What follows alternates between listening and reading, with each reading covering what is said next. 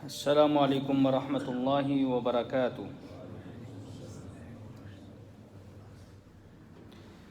آج کے خطبے کا عنوان اسلام میں نماز کی اہمیت اتنی کیوں ہے؟ الحمدللہ والصلاۃ والسلام علی رسول اللہ، اما بعد۔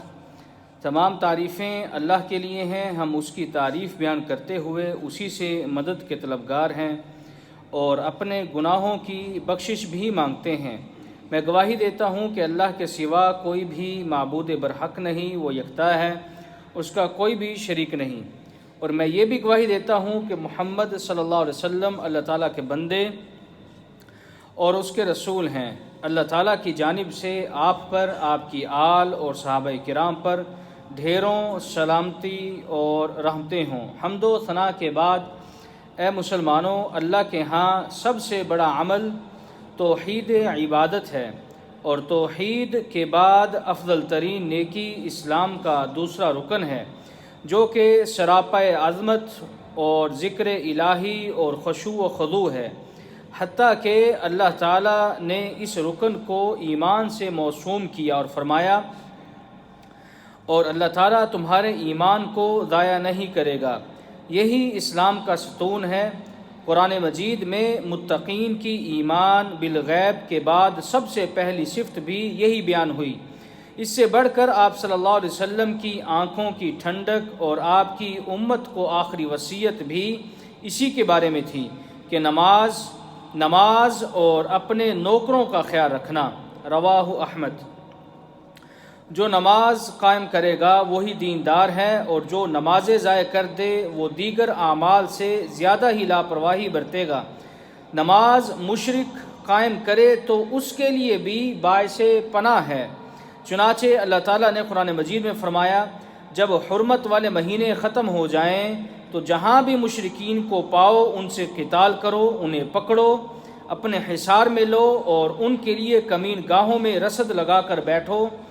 اگر وہ توبہ کر لیں، نماز اور زکوٰۃ ادا کریں تو ان کا راستہ چھوڑ دو۔ یہی نماز جان و مال کے بچاؤ کا ذریعہ ہے۔ چنانچہ فرمان رسالت ہے، مجھے لوگوں سے اس وقت تک قتال کرنے کا حکم دیا گیا ہے جب تک وہ لا الہ الا اللہ محمد رسول اللہ کی گواہی اور نماز و زکوٰۃ کی ادائیگی شروع نہ کر دیں۔ چنانچہ لوگ یہ کام کرنے لگ جائیں تو ان کے مال و جان میری طرف سے محفوظ ہو جائیں گے۔ صرف اسلامی حق یعنی زکوٰۃ و فطرانہ کے مطابق لیا جائے گا اور ان کا حساب اللہ کے ذمے ہوگا۔ رواہ البخاری۔ نماز قائم کرنے سے اخوت و بھائی چارہ پیدا ہوتا ہے، اسی لیے اللہ تعالیٰ نے ارشاد فرمایا، اگر وہ توبہ کے بعد نمازیں پڑھنے لگیں تو وہ تمہارے بھائی ہیں۔ نماز کی قدر و منزلت اور انفرادیت کے باعث اللہ تعالیٰ نے اپنے انبیاء و رسل پر بھی اسے فرض کیا۔ چنانچہ ابراہیم، اسحاق، یعقوب علیہ السلام پر نماز قائم کرنے کی وحی کی اور فرمایا، اور ہم نے ان کی طرف نیکیاں، نمازیں اور زکوٰۃ ادا کرنے کی وحی کی۔ اللہ تعالیٰ نے اپنے خلیل کو حکم دیا کہ وہ شرک نہ کریں، بیت اللہ کو طواف، قیام، رکوع و سجود کرنے والوں کے لیے صاف کریں۔ پھر ابراہیم علیہ السلام نے اپنی اولاد کے لیے نمازی ہونے کی دعا بھی کی۔ انہوں نے فرمایا، اے ہمارے رب، میں نے اپنی اولاد کو بیابان وادی میں تیرے باعزت گھر کے پاس اس لیے چھوڑا ہے تاکہ وہ نماز قائم کریں۔ چنانچہ اللہ تعالیٰ نے اسماعیل علیہ السلام کی تعریف کرتے ہوئے قرآن مجید میں یہ فرمایا، اسماعیل اپنے گھر والوں کو نماز اور زکوٰۃ کا حکم دیا کرتے تھے، وہ اپنے رب کے ہاں برگزیدہ بندے تھے۔ موسیٰ علیہ السلام سے اللہ تعالیٰ نے براہ راست گفتگو کی اور توحید کے بعد سب سے پہلے نماز ہی کو فرض کیا۔ فرمانے باری تعالیٰ ہے، بے شک میں ہی اللہ ہوں، میرے سوا کوئی معبود نہیں، چنانچہ میری ہی عبادت کرو اور مجھے یاد کرنے کے لیے نماز قائم کرو۔ پھر اللہ تعالیٰ نے موسیٰ و ہارون علیہم السلام کو ایمان کی دعوت کے بعد نماز کی دعوت کا حکم دیا اور فرمایا، ہم نے موسیٰ اور اس کے بھائی کو وحی کی، اپنی قوم کے لیے شہر میں قبلہ رخ گھر بناؤ اور اس میں نمازیں قائم کرو۔ زکریا علیہ السلام نماز کی پابندی کرتے تھے، اسی لیے جب فرشتوں نے انہیں بلایا تو وہ محراب میں کھڑے نماز ادا کر رہے تھے۔ داؤد علیہ السلام کا محبوب ترین مشغلہ نماز ہی تھا، اسی لیے 1/3 رات کا وہ قیام کیا کرتے تھے۔ اسی طرح قوم شعیب نے توحید اور نمازوں کی دعوت سنی تو انہوں نے کہا، شعیب کیا تمہاری نماز اس بات کا حکم دیتی ہے کہ ہم آباء و اجداد کی عبادت ترک کر دیں اور ہم اپنے مال و دولت میں جو چاہیں نہ کریں؟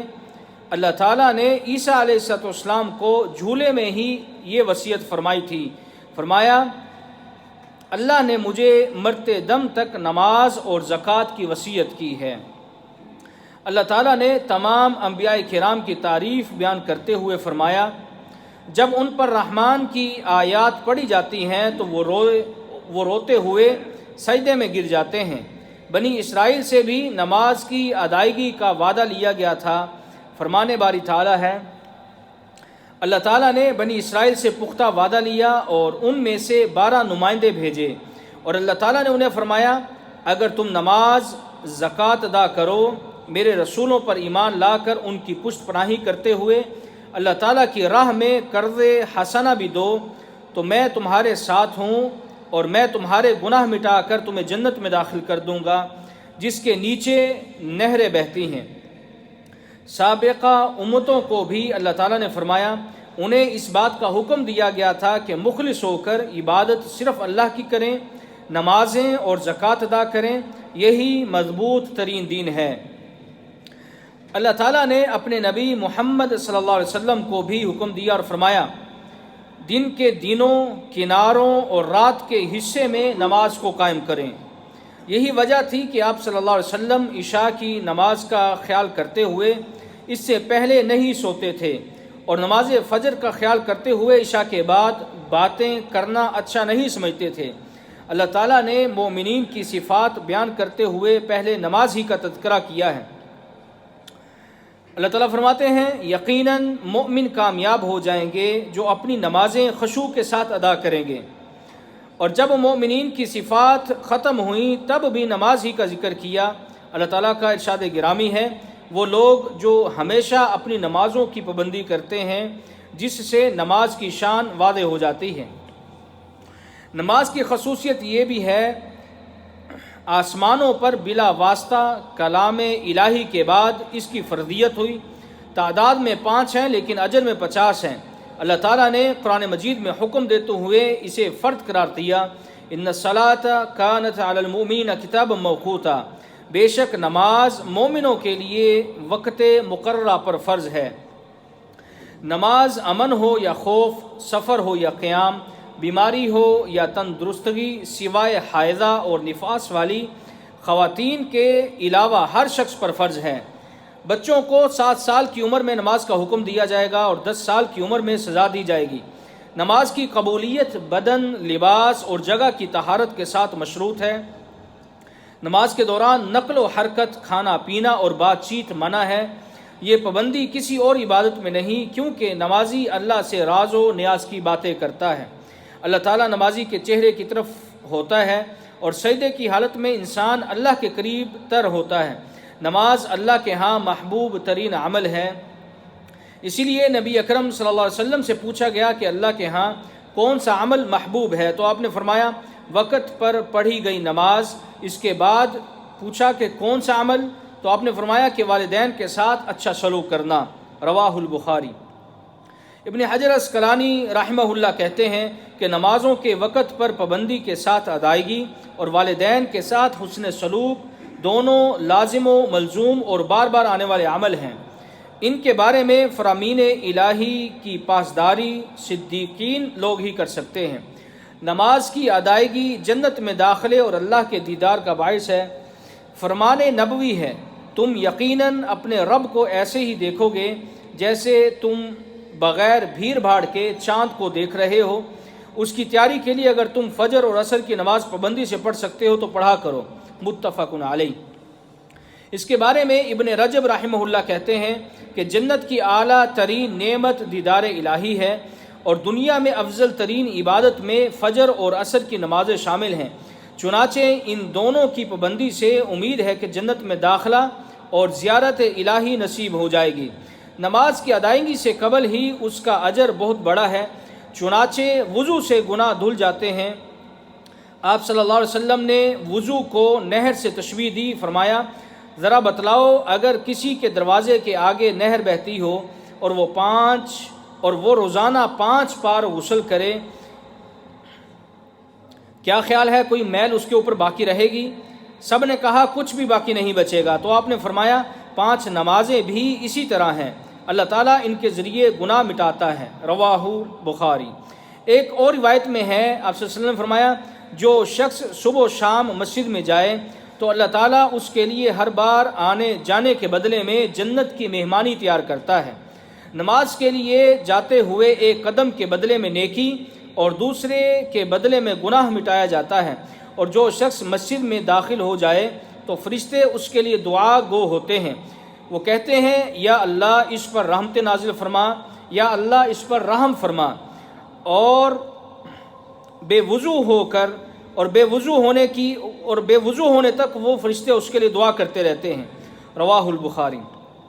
اور جب تک وہ نماز کا انتظار کرتا ہے اس کے لیے نماز کی حالت لکھی جاتی ہے۔ نماز گناہوں کی بخشش کے لیے تیز ترین راستہ ہے، چنانچہ فرمان رسالت ہے اگر کوئی شخص فرض نماز کے وقت اچھی طرح وضو کرے اور خشوع و خضوع کے ساتھ رکوع کرے تو کبیرہ گناہوں کی عدم موجودگی میں سب صغیرہ گناہ معاف ہو جاتے ہیں، اور یہ معاملہ ساری زندگی چلتا رہتا ہے۔ رواہ المسلم۔ نماز کے دوران بھی گناہ معاف ہوتے ہیں۔ آپ صلی اللہ علیہ وسلم کا فرمان ہے، آپ نے فرمایا جس کی آمین فرشتوں کی آمین کے ساتھ مل گئی اس کے سابقہ سارے گناہ معاف کر دیے جاتے ہیں۔ رواہ البخاری۔ جو متقی شخص نمازوں کے ذریعے مسجد کو آباد رکھے وہ مومنین میں سے ہے، کیونکہ فرمان باری تعالیٰ ہے مساجد کو وہی لوگ آباد رکھتے ہیں جو اللہ پر اور آخرت کے دن پر ایمان لاتے ہیں۔ نماز کی ادائیگی کے بعد بھی گناہ معاف ہوتے ہیں۔ آپ صلی اللہ علیہ وسلم کا فرمان ہے، آپ نے فرمایا جس شخص نے 33 بار سبحان اللہ، 33 بار الحمدللہ اور 34 بار اللہ اکبر کہا تو اس کے سابقہ سارے گناہ معاف کر دیے جاتے ہیں۔ رواہ البخاری۔ نماز کشادگی رزق کا باعث ہے۔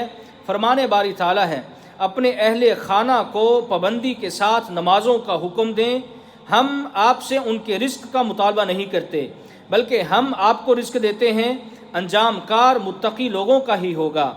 نماز شر سے نجات اور باعث خیر ہے۔ ابن قیم رحمہ اللہ کہتے ہیں دنیاوی مشکلات سے نجات اور کامیابی کے لیے نماز کی بھی ایک عجیب تاثیر ہے، خاص طور پر جس وقت نماز کو ظاہری اور باطنی ہر لحاظ سے مکمل حق دیا جائے۔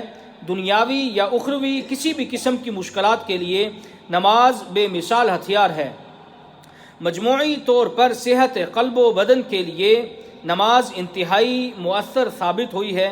اگر 2 آدمی کسی وبا میں مبتلا ہو جائیں تو نمازی پر اس کا اثر بہت کم ہوتا ہے۔